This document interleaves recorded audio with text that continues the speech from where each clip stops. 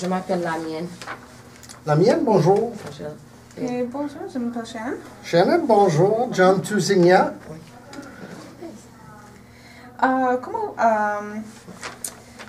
Quel âge avez-vous? Oh, quel commencement! 49 ans. Très jeune. Pour quelques mois. Quelques mois de plus. D'où venez-vous? Moi, je suis né à Manchester et j'ai grandi à Concord, New Hampshire. Je suis allé à l'université de New Hampshire à Durham. Puis j'ai déménagé à Manchester et maintenant j'habite encore à Concord. Et vos parents? Mes parents sont nés ici aux États-Unis, à Concord et à Manchester. Mes grands-parents sont descendus de Trois-Rivières, Québec. Oh, très bien. Avez-vous des membres familiaux qui parlent français aussi? Non, en fait, mes parents ne parlaient pas français. Mes grands-parents parlaient français, évidemment, mais mes parents n'ont pas parlé français. En fait, pour plusieurs personnes, quand ils étaient jeunes, les parents parlaient français pour que les enfants ne puissent pas les comprendre. Chez moi, je parlais français avec mes amis pour que mes parents ne puissent pas comprendre.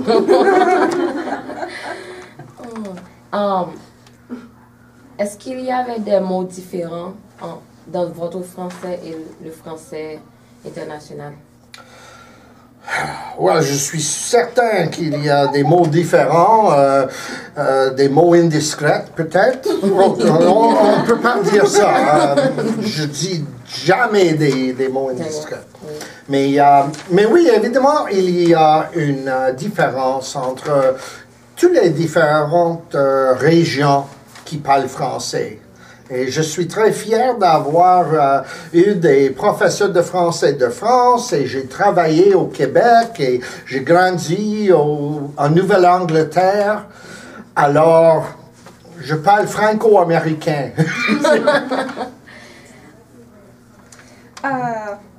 Est-ce que vous utilisez français souvent? Chaque jour. Chaque jour. Oui. 2, 3 fois par jour, au moins. Des fois 4.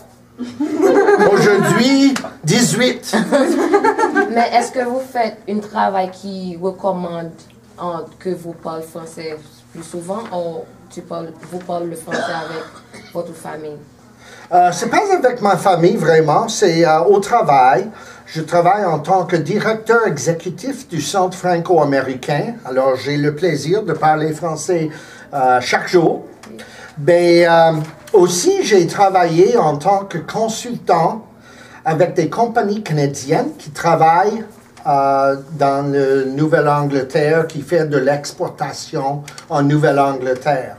Dans une autre vie, quand j'étais plus jeune, j'étais enseignant au niveau secondaire.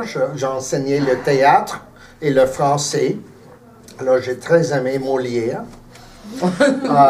Mais des fois, on a le sens que la seule façon de travailler en français, c'est d'être un professeur de français. Et ça, c'est tout à fait faux.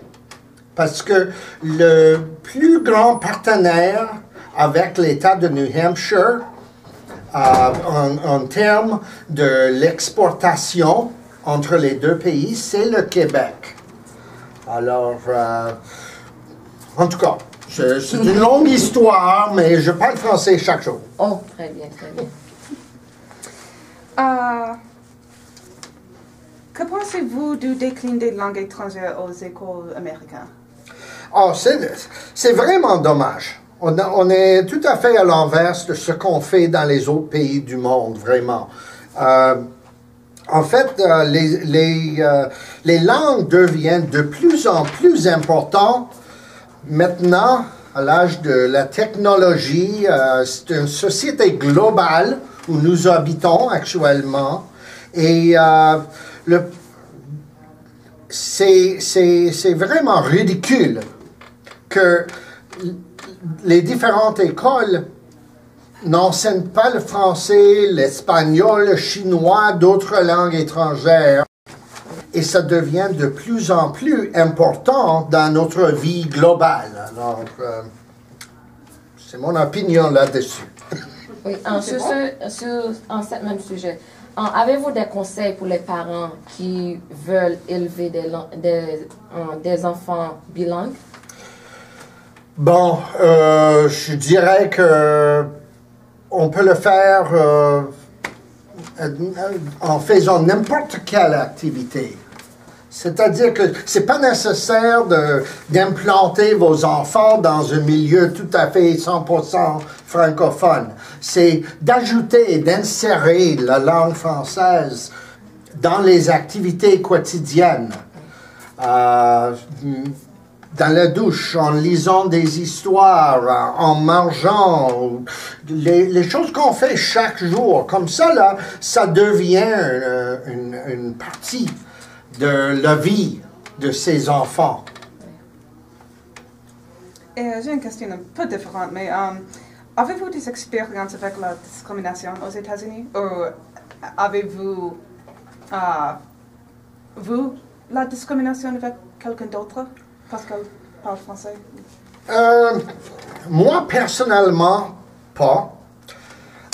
Je dirais que je vois beaucoup d'immigrés, des nouveaux immigrés, qui sont discriminés surtout aujourd'hui, dans notre atmosphère politique, on entend beaucoup de choses contre les immigrés.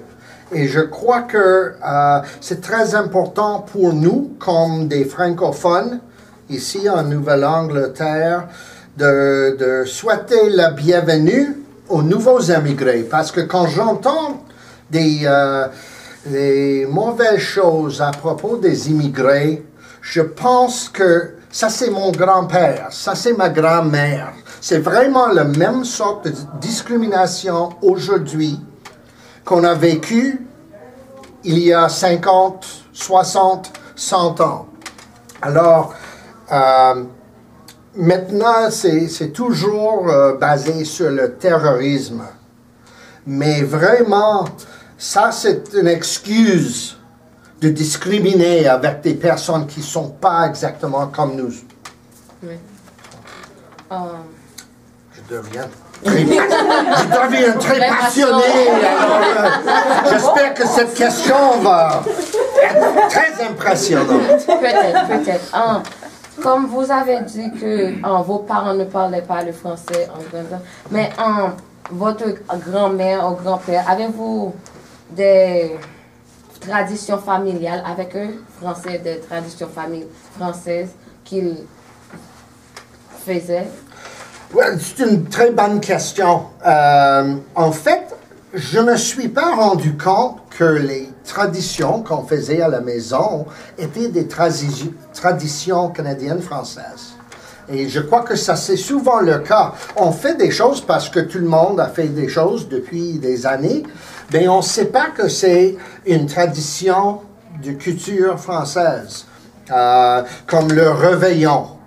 Nous avons célébré le réveillon. Chaque année, on est allé à la messe de minuit et puis on a eu une grande fête après. Mais je n'ai pas su que c'était une tradition canadienne-française. C'était juste après le décès de mes grands-parents que je me suis rendu compte que c'était quelque chose qui venait de leur tradition comme canadienne-française. Oui, je vous remercie pour votre temps. Merci. Je vous remercie de votre travail. Je vous souhaite de bonnes classes en français et de poursuivre ta passion pour la langue française. Merci beaucoup. Merci. OK, on va